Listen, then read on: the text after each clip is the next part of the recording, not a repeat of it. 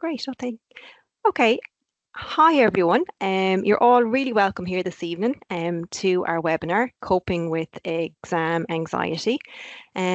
As we know, anxiety, it's not a bad thing, and it's something that all of us will experience at some stage in our lives. I suppose it's when it starts to impact on our everyday lives is when we may need to look at other ways in relation to managing it. And as everyone knows here this evening, we're coming up to that time of year again when young people are getting ready to sit exams. They might be in first year, they could be in fifth year, or state exams of our junior and even cert. But lots of young people preparing to sit exams this May and June. So they may feel a little bit more anxious around this time. My name is Siobhan Harvey, and I am the parenting lead with the ISPCC. And also joining me this evening on the webinar is my colleague, Bree O'Neill, who we're delighted to have here with us this evening. And Bree is the Digital Support Coordinator Clinical Lead.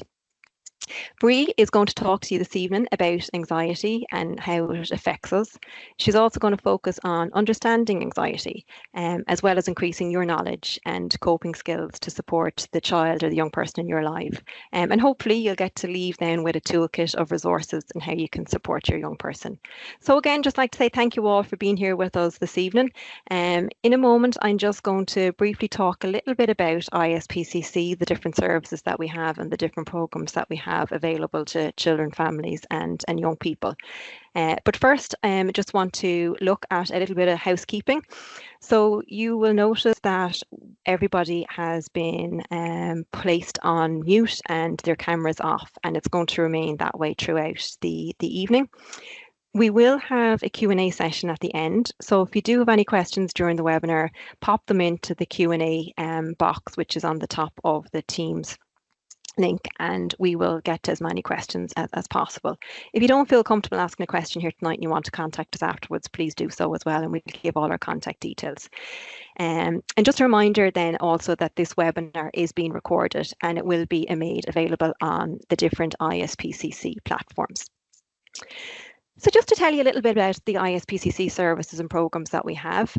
A lot of people are very familiar with our Childline listening service, and this is a service for children and young people up to the age of 18, where they can access support via phone or via chat online.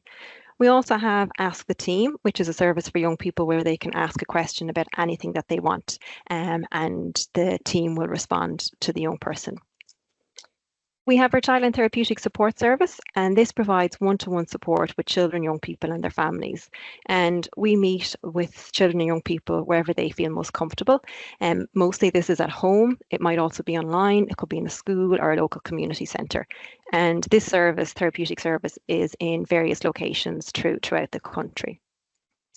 Some of the programs that we have is our Smart Moves Schools Transition Programme, and this aims to support the emotional resilience of children as they prepare to transition from primary school into secondary school. We also have our Shield, which is our anti-bullying programme, and this aims to support any organisations that work with children or young people to support them in their efforts to proactively manage bullying. We have our digital mental health and wellbeing programs that Bree is responsible for, and she'll talk a little bit more of them throughout the webinar this evening. These are aimed at reducing anxiety for children and young people. And we also have digital programs for parents and carers around managing their own anxiety while supporting their anxious child or anxious teen. On top of all that, ISPCC have a lot of different parenting supports. We have our Parenting Hub, which is on the ISPCC website, and it publishes articles in relation to parenting and parenting support on a range of topics. We also have our Digital Ready Hub, which is a destination for information on how you can support your child and young person to have positive experiences online, where we have lots of different video content as well. We also have a support line, which is a listening service offering support to parents and carers and offers advice and emotional support. And this is open Monday to Friday from 9 to 1. And we also have our Ask Robin, which is a service for parents similar to Ask the Team, where you can ask a question about anything to do with parenting, and the team are there to respond and support any parents in their parenting needs. Finally, we are also delighted to say that Vodafone Ireland Foundation has partnered with DCU Anti-Bullying Centre and Childline to develop and launch the Tozy app. And this app is aimed at creating a safer, more positive online space for young people. So it's really there to empower and educate young people with the necessary tools and advice that they may need to have a more positive experience while they're online. Now, that was a quick whistle-top tour of all the ISPCC services and programs. So if you do want any more information on any of those, you can log on to www.ispcc.ie for more information. So now I'd like to introduce you to ISPCC's Digital Support Coordinator, Clinical Lead, Bree O'Neill. Bree started her career in psychology in Cape Town in South Africa. And after graduating cum laude and obtaining her honours degree in 2015, Bree gained experience in both individual and group counselling, crisis trauma counselling, and devising and implementing treatment plans, developing and presenting psychoeducational content, creating and conducting participant interviews and online surveys. She also conducted career and psychometric assessments while working in the private sector, as well as on a voluntary basis as a counsellor and researcher. Bree fulfilled a lifelong dream when she moved to Ireland and obtained her master's degree in psychology from the University of Limerick in 2020. And in 2021, Bree joined the ISPCC and has played a pivotal role in the promotion and delivery and coordination of the digital mental health and wellbeing programs since she joined in 2021. Both the professional interest in and personal experience of anxiety, Bree strives to assist others in building their resilience, conquering their fears, and developing healthy coping mechanisms. Tonight, Bree is going to talk to you about anxiety and how it affects us. She's also going to focus on increasing your knowledge and to help you to learn different coping skills to support the child and young person in your life. And like I said earlier on, hopefully leaving you with some new resources that you'll be able to implement. So we're delighted, Bree, to have you here this evening, and thank you so much. Thanks, Siobhan. That was quite fun hearing the story of my life. Great way to start. Thanks everyone for joining us. I know our lives are busy, but it's great that you've made the time and space to join us. As Siobhan mentioned, I'm the National Childline Digital Coordinator for the ISPCC's Digital Mental Health and Wellbeing programs, and I'll talk about those a bit later. But for now, we're going to talk, or what I aim to provide is an understanding of anxiety and then how best to support an anxious child or a young person, especially around exam time. So we have a lot to get through. So without further ado, we'll start. So anxiety, as Siobhan mentioned, is something that all of us will experience at some stage in our lives. And I like to see it as a gift from our ancestors when in their daily lives, pardon me, my screen's just changed, there we go, where they needed to be on guard against predators in their daily lives. And basically, it's a response to a threat or a danger. So some anxiety is normal, and it helps to keep us safe. Anxiety can help us prepare for an important event like this presentation, this webinar that I'm giving now, or a test, and it can also help us respond to threats like a snake or a speeding car. What's important to know is when anxiety becomes a problem, and we know it's now reached a problematic stage when it starts to interfere with how we function in our daily lives, such as not wanting to take that flight to go on holiday or to go to school, or even avoiding a promotion at work. What it boils down to is anxiety is an overestimation of danger and an underestimation of our ability to cope with that threat. And it's often associated with things like muscle tension and avoidance behavior. Again, something I'll get into in more depth a bit later on. It can be helpful for people to hear that anxiety disorders are some of the most common mental health disorders, and they affect nearly 30% of adults at some points in their lives. according to the American Psychiatric Association. So what I'd like to talk about here is what is known as the vicious cycle of anxiety. And I love that name because it's on the nose. It can really be vicious for those experiencing it.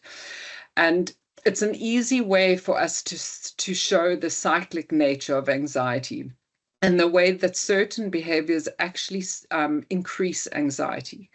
So if you think of it as starting with a certain degree of anxiety, and what that leads to then is a hyper awareness of potential dangers. And then it also leads to an increase in the physical symptoms of anxiety. This, more often than not, then results in what are known as escape or avoidance behaviors, such as not wanting to go to school or be alone at home, that I mentioned earlier.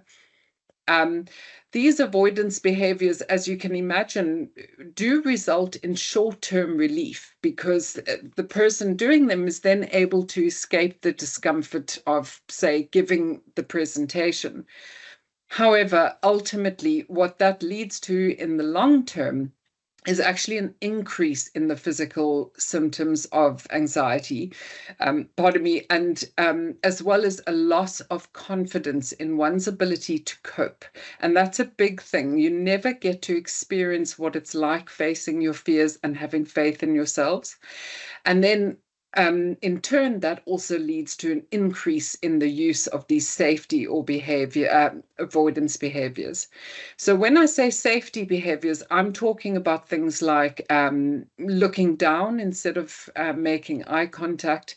It could be ignoring a phone call or not answering the doorbell. So it can be kind of slight, subtle things that many of us wouldn't recognize are actually symptomatic of anxiety.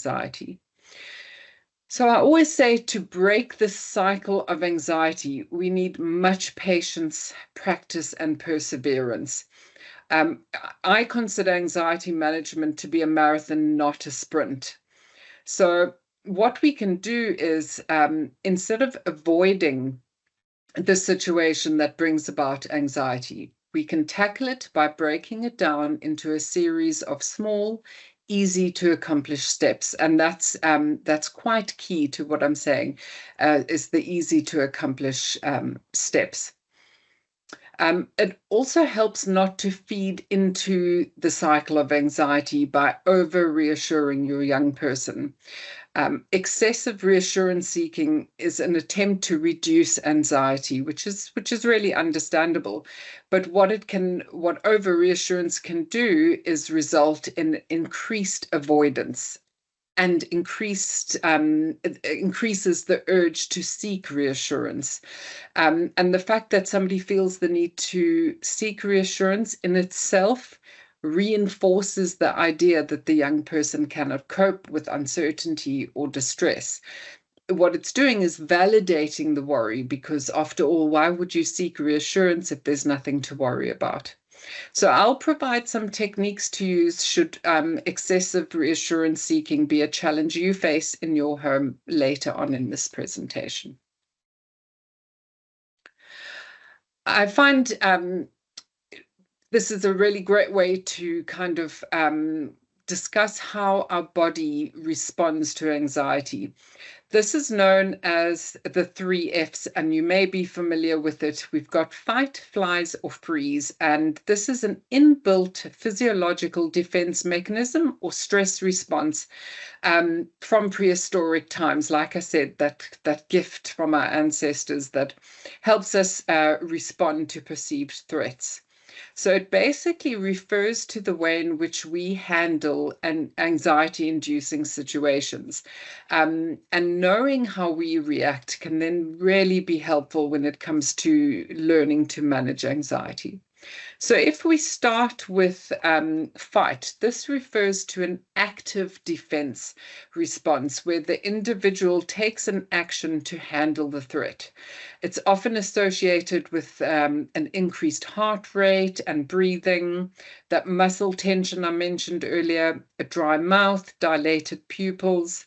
And how you might see that in your child is through angry outbursts. being argumentative, and other physical behaviors such as hitting or kicking. Flight, on the other hand, refers to attempting to escape the danger, and it's also associated with an increased heart rate and breathing rate, muscle tension, dry mouth, and dilated pupils. And how that might present in your young person is they might be restless or fidget a lot. They may hide or run away from the situation. So it's the young person who storms off into the room and slams the door. Finally, we have freeze, and this refers to instances where the person becomes immobile. And as you can imagine, it involves the opposite of what we see in the fight and flight response. It involves a decreased heart rate, physical immobility, and then muscle tension as well. A child who responds to threats by freezing may be unable to communicate or respond to communication. They may end up holding their breath or zone out in a freeze state. So you may be recognizing some of these behaviors, and that's really good. It's going to be helpful when you know that your child is having a fight, flight, or freeze reaction. It helps you then respond in turn to de-escalate the situation. So anxiety presents in young people, children and young people, in a variety of different ways.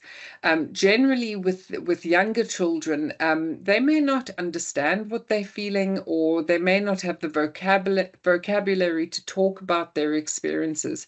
So things that you as a parent or carer can keep an eye on would be the following factors to help you determine whether or not your child is actually experiencing anxiety. So many younger children may report having tummy aches. They may talk about their heart beating really fast. One that people don't necessarily know of is a numbing or a tingling sensation in fingertips or lips and other extremities. There might also be a tight feeling in their chest. Anxiety can also cause a change in eating and sleeping habits. It can bring on nightmares. And of course, as you can imagine, when your mind is racing, it can be incredibly difficult to focus and to remember things. You might also see unusual or emotional outbursts that are just not in sync with the given situation. Feelings of anger and irritability are often a sign for anxiety, as well as constant worrying, reassurance seeking that we mentioned earlier, and then as well as avoidance of particular situations or people or even activities. So now that we have a bit of or more of an understanding of anxiety and the way in which it might present in your young person, I'm sure you'd be happy to move on to tips and tools that can be used in your day-to-day life to help you manage or help you empower your young person to manage their anxiety and to do so in an effective manner. So one really simple thing to do is monitoring. And what monitoring allows us to do is intervene before the anxiety kind of takes over. And how we do that is by keeping an eye on situations or events that induce anxiety, and then rating that anxiety level. So before the anxiety-inducing event, during, if possible, and after the situation, rating it out of 10 at each stage. So 1 is no anxiety whatsoever, and 10 is I'm in a volcano about to explode. And you can do this with your younger children and help them to rate their anxiety. And teenagers, young people who are a little bit older, can do this for themselves or with you as well. What this does is give us an awareness, and awareness is knowledge is power. Awareness allows us to intervene before that anxiety reaches too high a level. Um, if you think it's always easier to manage anxiety when it's at a 3, 4, or 5 out of 10, as opposed to a 7, 8, or 9 out of 10. And once you've got this rating system in place, you can then start using tools like mindfulness tools, like breathing exercises or grounding meditations. And I'll give examples of those in just a bit. Another thing that you can do is the 3-step technique to responding to your young person's anxiety. And I have them there on the screen.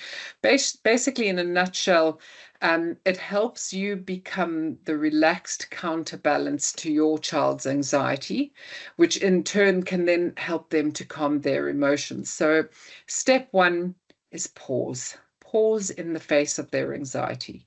Being able to pause allows you to become aware of your own emotions, and it also gives you the time you need so that you have a choice in how you respond, rather than just reacting, which can escalate both you and your young person's anxiety.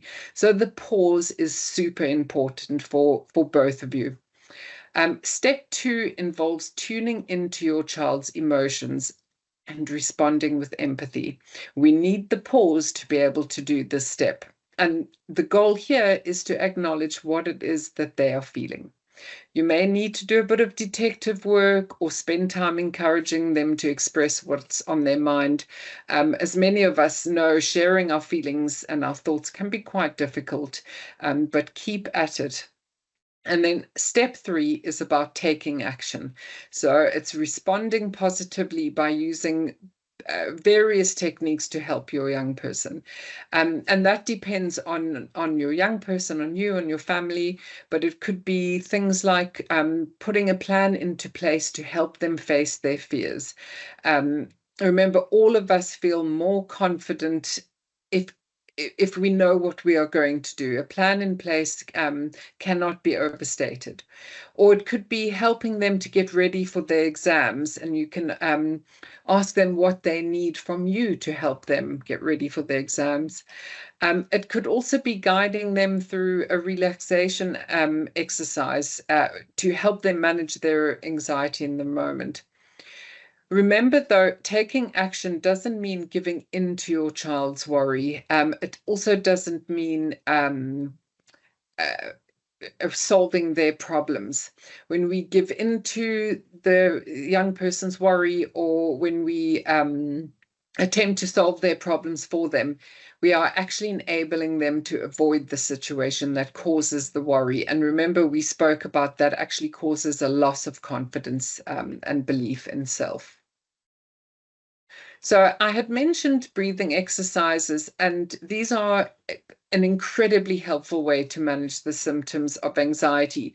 And it's not just an esoteric concept, it works on a physiological level, and it does so by activating our parasympathetic nervous system. So it's a mouthful, but our parasympathetic nervous system is basically a network of nerves that relax the body after periods of stress or danger. And it also helps run kind of life-saving, life-sustaining processes like digestion, which happens during times when we feel safe and relaxed. So if our body's in fight mode, for example, because we're stressed out, all our energy is going towards that to prepare us to fight. We want to bring the body back down to a level where it's saying, there's no threat here. You can start digesting, get to the rest and digest. So I'm going to ask Siobhan to press play on that video for us. It's a short video, and it just walks us through a simple mindful breathing exercise that we can do for ourselves or with our families.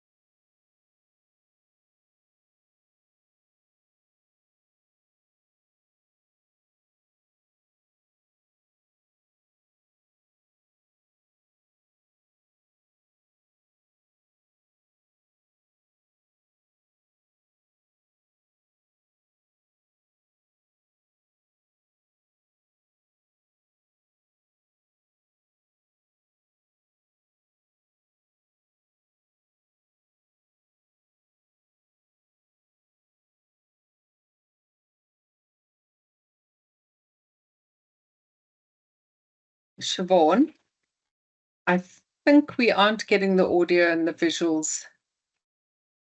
Okay. Thank you. Okay. So yeah. Okay. We can try and rectify it and maybe just move on if we get a chance to go back to it, if that's okay. So just apologies everybody while we have a little look at that. Thanks, Siobhan. I'm getting other messages saying that it is working. So I think we will finish the video, and hopefully with the recording, for those who weren't able to hear or see, they can watch it then. It does appear to be working for others. Thanks, Siobhan. Okay, great. I'll press play there, and it might be it's hard. It could be people's individual settings, so maybe just have a look at your own settings on your own device to see that you have sound on as some people are able to hear it. And as Good Bree said, point. yeah, it'll be recorded so we can have a look at it again, but just maybe have a little play around. Apologies, guys, for those who can't.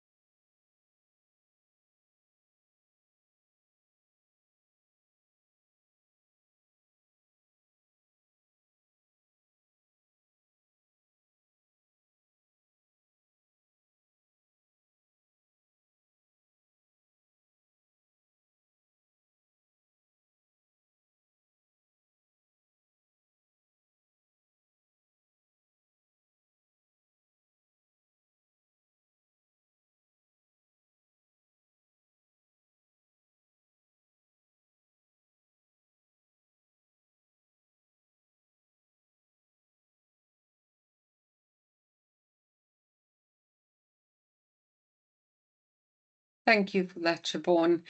Sorry again for those who couldn't hear, but it should pop up in the recording of this. But even just with that, I can feel a lot calmer. So they really do work there. Like I said, they affect us on a physiological level. Another really quick and easy one to do is the 3-3-3 rule of breathing. This is a technique, it's one of the easiest to do. It can be done anywhere without anyone knowing. And it's as simple as breathing in for 3 seconds, holding the breath for 3 seconds, and then exhaling for 3 seconds, and repeat as needed. It's as simple as that. I do find with breathing exercises, for it really to kick in, we need to do the repetition at least 3 times. And then, as often as you need to, but less than that, and the body's still kind of figuring out what it is that we're doing. Another fun thing that you can do with younger children is to blow bubbles. What this involves is deep rhythmic breathing that actually just naturally slows down our heart rate, and it activates that body's relaxation response. And the great thing is they don't even realize what they're doing. It's a really fun thing to do. And sometimes, even if you're a full-grown adult and not a child, you blow bubbles just because it's fun, because why not? So I always give the recommendation to practice these exercises. Make them a habit before encountering the situation that causes anxiety, because you don't want to be in the situation and you can't remember, is it 3-4-7, is it 3-3-3, how do we do this, which will only escalate the anxiety. Practice them in a calm situation, make them part of your daily routine, and then when they're needed, they can be brought in. It's second nature now without a second thought. So, like I said, using these types of exercises along with monitoring, it's one of really useful ways for managing anxiety. Now, the next one I'm going to talk about is avoiding avoidance. If we think back to that vicious cycle of anxiety, you remember we covered that avoiding anxiety-inducing situations merely serves to increase safety behaviors. It lowers confidence levels, and ultimately either keeps anxiety at the same level or increases it. So we want to avoid avoidance, and we can do so by using a technique called graded exposure or habituation. And basically, this involves breaking down a fear into easy to do steps. And we start with the step that causes the least anxiety. So if we monitor, it's the one that's a 1 out of 10. So if we bring that to a real life example for the young person who has a fear of dogs, and just while I'm on that topic, a fear of dogs is an age appropriate fear that most young people grow out of as they reach the next developmental stage. So just because a young person has a fear of dogs doesn't mean it's going to be a lifelong fear. But basically, if you have a young person who's afraid of dogs, could have a chat with them, and their first step that causes the least amount of anxiety may be just looking at a picture of a dog. So really easy to do. You can Google nice, friendly looking dogs and have them look at these pictures until it doesn't even cause a 1 out of 10. They can look at a picture, there's no anxiety. The next step may be watching a dog video. Again, we're going to rely on a kind of happy, friendly dog video, having fun, being loving with other humans. This process is not to be hurried. If it's hurried, it's going to have the opposite effect, and you're going to lose your audience. Your young person's not going to trust any processes. So slow and steady wins the race with this one, and you only move on to the next step when that initial step no longer causes any anxiety whatsoever. Like I said before, this is a marathon, not a sprint, but it is an incredibly effective, well-researched technique that does work. Now, I mentioned the reassurance-seeking behaviors earlier, and although it can be really difficult to get a handle on this, it can be done. So we can manage reassurance-seeking behaviors by getting all involved agreeing to focus on methods that are helpful and supportive, but that do not fall into the realm of excessive reassurance. So it's often helpful for young people and their family members to sit together, identify various situations that cause this excessive reassurance seeking, and write down helpful responses as a card, on a card, sorry. They then can agree to pull out the card and read it whenever they would usually ask somebody for reassurance. So it can just be key points, the kind of things that they would usually need to hear, but they've got a card. So what we're doing is empowering them to manage to rely on themselves. They've got a plan in place. This is what I do when I feel the need for reassurance. It's empowering them to start managing it themselves rather than turning to an external source of support. Another option would be to use supportive comments. So what I mean by that is things that externalize the reassurance seeking. So it's not the young person, it's something outside of them. So a comment would be, the reassurance seeking is showing up today a lot, isn't it? Or shall we just notice that and think about what else we might do to help you manage your anxiety? Or I know you want me to give you lots of reassurance right now, and I know it's hard. What might be a more helpful way of dealing with your anxiety right now? And how can I help you with that? So we're putting responsibility in their hands. This is especially useful for older teens. And by posing the questions in that way, it means that you're noticing their feelings. You're naming the act of reassurance seeking as an internal urge coming to the fore, You're giving encouragement and support, and very importantly, as I mentioned, you're empowering the young person to manage their anxiety and to come up with more helpful responses when it comes to that urge to reassurance seeking. Once again, I can't say this enough, it's a marathon, not a sprint. You're going to get you might have had the conversation. You've agreed that in a reassurance seeking situation, your young person has agreed to pull out their card and try to manage this themselves. And then you encounter that situation and all bets are off. Come back to the pause so you can respond rather than react. Remind them of the agreement, remind them of the card. How else can I help you? It's remaining calm yourself and sticking to the agreed plan. Like I said, you'll get kickback, but the more often it's done, the more normal it will feel for both you and your young person. Nobody expects perfection from you the first time. Like with getting young people to eat something new, broccoli, etc. I can't remember what the number is now. It's something in the double figures. It has to be presented so many times before it becomes part of their plate and something they'll eat. It's the same with anxiety management. Probably not going to work perfectly the first few times.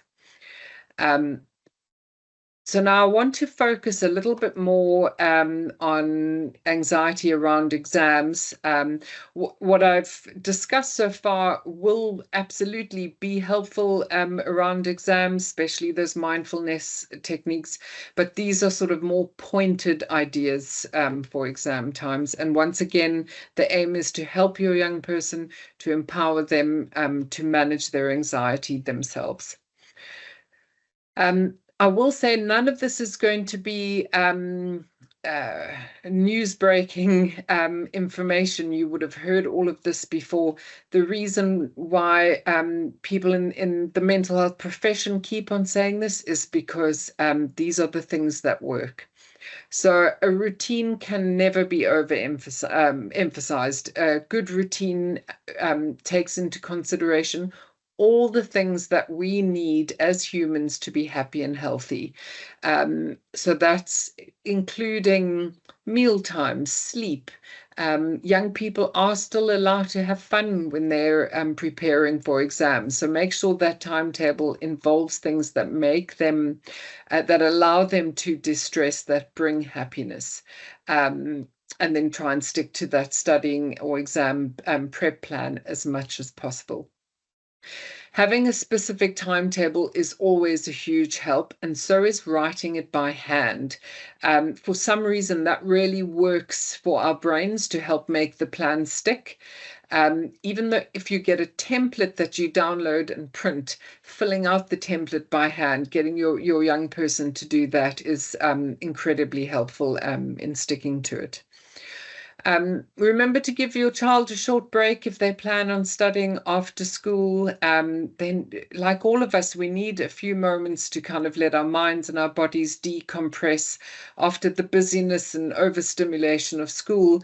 Doing so will help them focus and concentrate when studying. Remember, with our body's reaction to stress, we might be in fight or flight or freeze mode, and nobody can study when they're in that mode. So just some time to de-stress, pull ourselves towards ourselves, and then start studying can be really helpful. Another thing that I don't think we think of often is that studying can be a really lonely and very tough thing to do. So it can be really helpful for your young person to know that you are there to help, or a sibling is there on hand to help, whether it's helping to answer questions or ask questions or listen to your young person explain something, just to know that you're around and they're not in this on their own. Another really helpful tool is a timer. Now, I know lots of our phones have timers and most people rely on that. It's completely understandable. But with a phone comes distraction, with alerts for messages and other social media alerts. So you might discuss with your young person turning off the alerts or going old school, getting a clock and having that there and being able to set timers. Our brains are only able to concentrate for a certain amount of time before it needs a break. It's why school is broken up into periods, so that they can focus for the allotted time. I like to stick to the time, give or take, that we have at school. So around 45 minutes, and then have a break, whether that's a call with a friend, a chat with mom and dad, music, a walk. I wouldn't recommend too much video games, anything that can kind of suck the young person in and then make it very difficult to get back into studying mode. I mentioned earlier about working with your young person, throughout all of these, what works best for you and your family. One thing that can help some families is to come up with a reward, again working with your young person, and this can be anything from a special meal to a sleepover with a friend once the exam's done. It can be an outing with mom or dad, anything that works for you and your family. Rewards are best discussed and explained in advance. So have that discussion, and when it comes to studying time, then you're able to say something like, I know it's tough to sit down and study, so to help you, let's choose a reward that you can enjoy once you've completed X, Y, and Z. And you come back to that conversation when your young person's struggling with motivation or if they're procrastinating. So decide on it beforehand so that it can be discussed in the moment if need be. Keep in mind that we all have different learning styles. I know that traditionally we would expect our young person to be sitting at a desk, making notes, writing everything by hand, putting pen to paper. But your young person may actually do so much better watching a video, or listening to a podcast, or teaching you or sibling what it is that they're learning. One of the best ways is if you can teach somebody and they can understand it, it means you understand it. So ultimately, the how isn't that important. It's as long as they learn, and you can help your young person find out what makes studying enjoyable or at least doable for them and what works for them, that they're going to remember it come exam time. This is a difficult one, and I completely understand that. But show an interest in their progress, but try not to nag, and it is a fine line. Sometimes even just asking a question is seen as a nag, but nagging often leads to resistance. It causes resentments, and then it can lead to defiance. So firstly, it's really helpful to talk about exams and exam preparation at a time that your child listens best. So that could be in the car on the way home from school, or when you're both out walking the dog, or maybe they help you cook supper. But you want the conversation to go as best that it can, so choose the right time. I would always say to young people, if you need to talk to your parents about a difficult topic, doing so just before somebody's about to leave to pick up another sibling and they're in a rush, or when mom or dad's cooking supper, is not the right time. You're not going to get the response that you want. It's the same thing from the other angle. I know my mom would pick me up from school and have a gazillion questions in the car, and I couldn't, and I'd be grumpy, and it was just horrible. And she didn't realize that was my time to decompress, just to be quiet for a little bit, listen to the radio. And if I could have that time, by the time we got home, we could have a lovely conversation. So like I said, you know your child and your family best. Choose a time where you can ask about their progress when you think you're going to get a proper and good response. Again, those supportive comments are really handy. I know studying, preparing for exams are tough, but I believe in you. It might sound very awkward. It might not be how you normally speak, but I promise you, the more you practice it, the easier it will get, and it allows your child to know that you understand what they're going through. You can say things like, let me know if there's anything I can do to make studying a little less difficult for you. Maybe you're the timer. If you're able to, you come and say, yeah, you can have your break now. Supportive comments in general, and as a parent trying to support their young person, it's really helpful to put the emphasis on the process, on effort, preparing for the exam rather than the outcome or the results, so passing or failing. It may feel like it should go without saying, but sometimes we really just need to hear it. Reassure your child that you don't expect perfection. Supportive comments in that way can be really impactful in reducing exam stress when you place the emphasis on the process and not the outcomes, not perfection. In that line, instinctively, you may want to reassure your child that they will not fail. But frequently, this doesn't work. They tend to argue back with more what ifs and more worries, and you just fall into a pattern that's easier just to avoid. On the other hand, you know your child best. If it's not a conversation that's actually about trying to get out of preparing for exams or reassurance seeking, it might actually be very relieving for everybody and helpful if you just have a conversation about, well, if this happens, what other avenues are open to us for us to reach our goals and ambitions for adult life. So it shows that you're open, you're non-judgmental, and it helps reassure the child that exams are not the be-all and end-all. As much as we want them to do really well, it's helpful for us to remember, as well as our kids, that there are other paths to reach our goals. Okay. Now, very frequently, study and exam stress is caused by the way young people think. So stress levels are very often influenced by self-critical or perfectionist thoughts, such as, I'm no good at this, I'm going to fail, I can't get all the work done in time, or I'm worthless if I don't get a specific result. And you can help your child to overcome these thoughts by realizing that thoughts aren't true.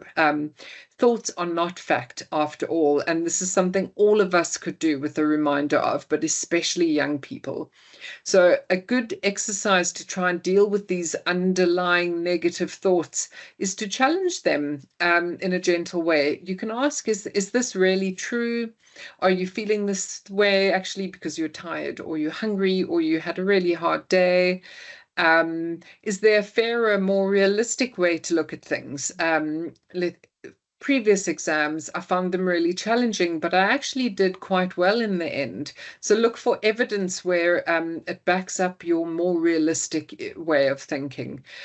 When we are under pressure, it often leads to a negative pattern in our thought processes, and it's just this spiral. So we can help our young people to stop that spiral by gently challenging the way they think. Again, chances are they're going to go, but what about, or just gently keep at aiming for more realistic thinking and reassurance that you aren't expecting perfection from them. And then looking at the time, we're at a good place to say another really good way to manage anxiety is to engage in the ISPCC's free digital mental health and wellbeing program service. As Siobhan mentioned, I coordinate this service. We have 3 programs aimed at anxiety management in particular. We have the Space from Anxiety program for 15 to 18-year-old young people who experience low to moderate anxiety. And then we have 2 programs aimed at parents and carers, one for adults who want to support their 5 to 11-year-old, and one for adults who would like to support their 12 to 18-year-old young person who experiences anxiety. These are standalone programs, so as a parent, you can engage without your young person engaging in the Space from Anxiety program, although we do recommend the whole families being involved, being on the same page. So these programs were developed by Silver Cloud, who are experts in online or digital mental health programs. They are evidence-based, easy to use. They're human-supported, so we have a trained ISPCC volunteer who guides our service users as they work through the program. There are tools, activities to engage in, quizzes to help understand and manage anxiety.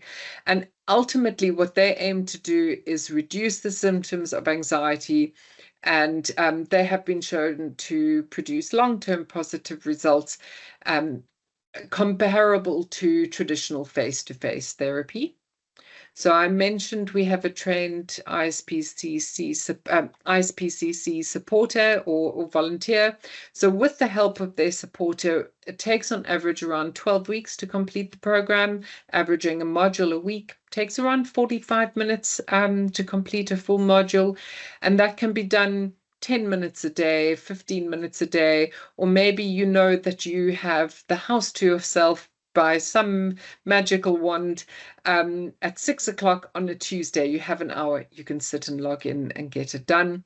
There are core modules that are worked through that go through anything from explaining what anxiety is to the ways in which CBT can be helpful. And then we also have various mini modules that can be unlocked based on the work that the client is doing. So it can be tailor-made to whoever's engaging in our service. Supporter checks in with you via the platform. This does not involve face-to-face, so there's no need to travel, no need to stick to rigid appointments. It's all done via your smart device, phone or laptop, whatever suits best. So I think I'm ready to hand back over to you, Siobhan. That's brilliant, Bree. Thank you so much for that. There is a huge amount of information packed into that session, so really appreciate it. It was really good to get that understanding around anxiety and talk us through that, and just looking at the fight, flight, freeze mode and how the brain functions and how that impacts and how anxiety can occur that way, and all the different techniques and the tips that you gave in relation to the breathing techniques and that as well.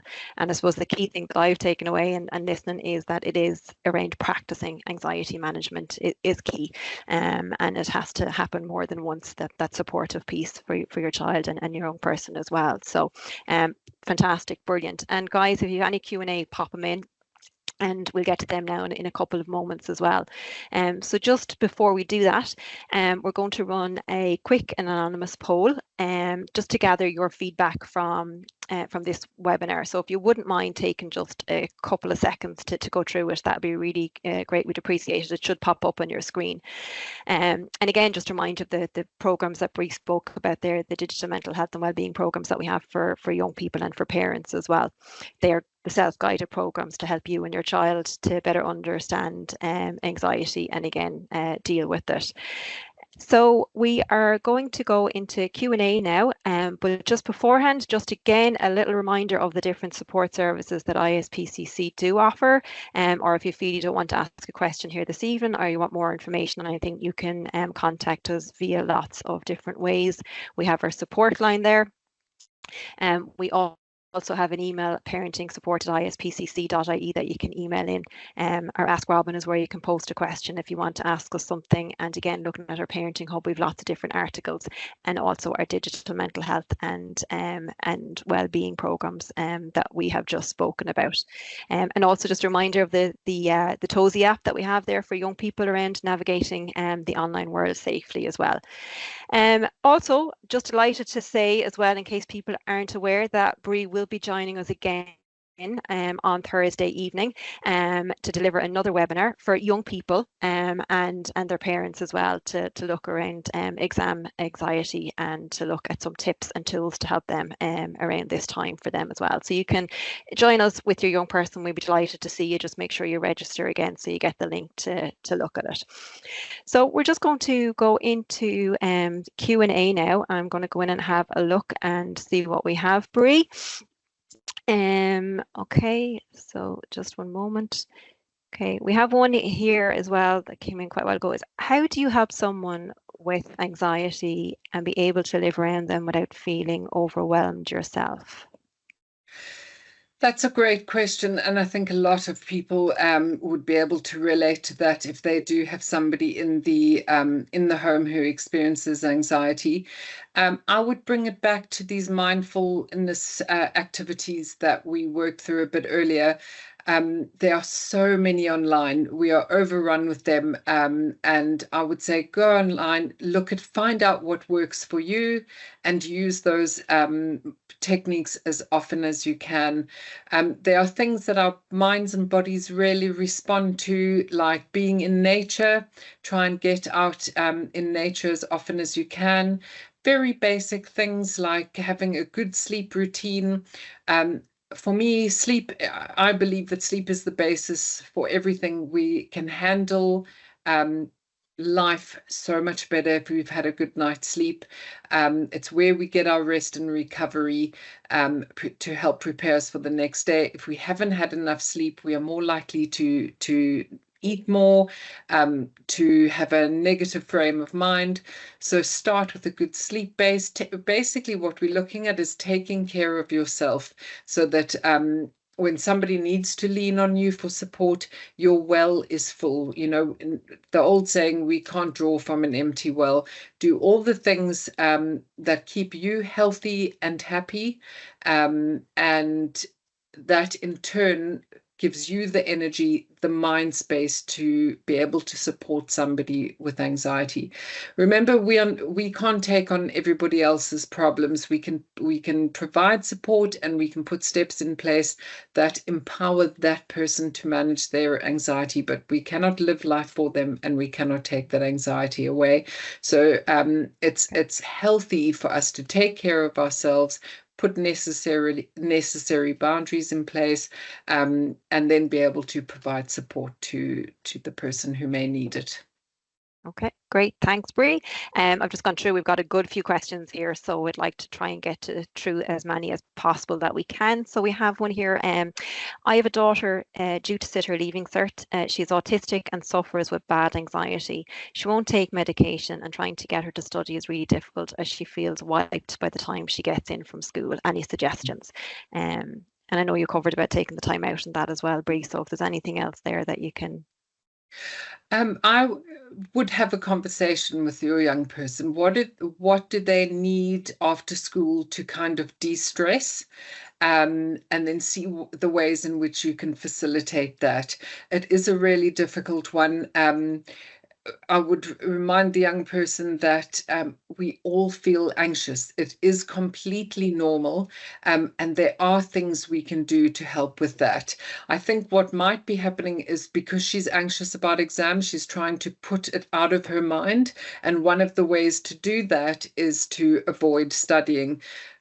Bring it back to the graded exposure. What steps can we take so that she can face her fears and start preparing for exams? Great, thanks, Bree. I think there's a couple coming in as well in relation to if you will receive the PowerPoint. As we mentioned, the webinar has been recorded, so everyone will have access to the recording of the webinar. It will be on ISPCC platforms in the coming weeks as well, so you'll be able to go back over them as well. How can parents register for the Space from Anxiety programme? That's an easy one. You can go to the ISPCC.ie website. We have an expression of interest there, expression of interest form there. If you look under the services banner and find the digital mental health and wellbeing programs. So that's one way. Alternatively, you can email us directly and ask for a referral form. Our email address is spacefromanxiety@ispcc.ie. Brilliant. Thanks, Bree. Most of the symptoms of anxiety could be seen as normal teenage behavior. How can you tell the difference? Again, it comes back to how much of daily life is being interfered with because of these behaviors. So I agree there is some overlap, but if it's interfering with daily function, then we have landed in anxiety territory as opposed to kind of your general teenage behavior. Great. Another one there is mindfulness is great. Teens don't want you to work with them to solve the problem. So how can you get them to engage so that they will breathe? So I suppose the breathing exercises that you were talking about. It is difficult. And I really was at pains to emphasize that there are things we can do to help the message land. So picking the right time to talk, finding an exercise that you think they might actually enjoy. And sometimes all you need to do is plant the seed. So it doesn't mean you failed if you suggested something and they don't do it immediately. You might send them the link of a video and say, check this out when you get a chance. I found it really helpful. And they may scoff at in the time, but now they have the link. Chances are curiosity is going to get the better of them and they'll go and check it out. Again, I come back to consistency, and it can be really hard to do. Don't get me wrong. I know it's tough, but consistency, keep presenting, keep showing that your child that you believe in them, that you have their back, that you want what's best for them, and that you have faith in them, and practice patience and perseverance. Thanks, Bree. Another one in. Any tips for teenagers who find it hard to sleep knowing he has to be up early for school? That's actually a really common thing, is not being able to sleep because you've got to get up early, and then watching the clock and knowing that your time to sleep and rest is just growing shorter by the moment.